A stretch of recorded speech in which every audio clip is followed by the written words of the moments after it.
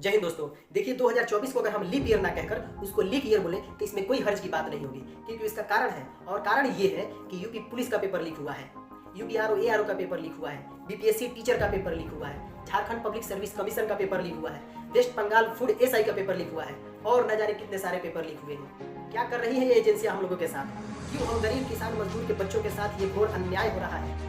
आखिर ये जितने भी एजेंसियां जो कि एग्जाम्स को कंडक्ट कराती हैं, इन्हीं के विभाग में बैठा हुआ कोई ना कोई व्यक्ति इस घोर अपराध को अंजाम देता है।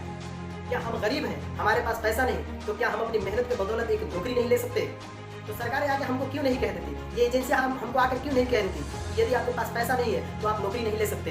एक गरीब का बच्चा जो अपनी जिंदगी का सबसे मूल्यवान हिस्सा, जिसको जवानी कहते हैं, वह एक कलम, कॉपी और किताब के पीछे गुजार देता है ताकि उसका आने वाला कल खुशियों से संपन्न हो।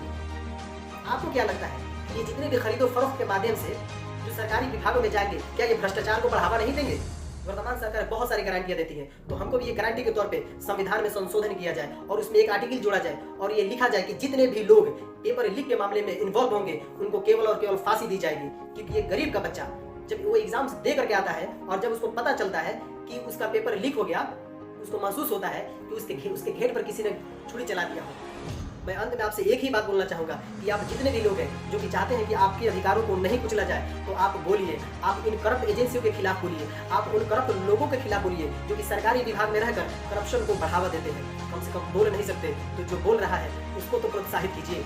आपकी उंगलियों में वो दम है कि हमारी बातें इस पहली सरकार तक पहुँच सकती है। मैं यहीं तक अपनी बातों को कहकर विराम देता हूँ। जय हिंद।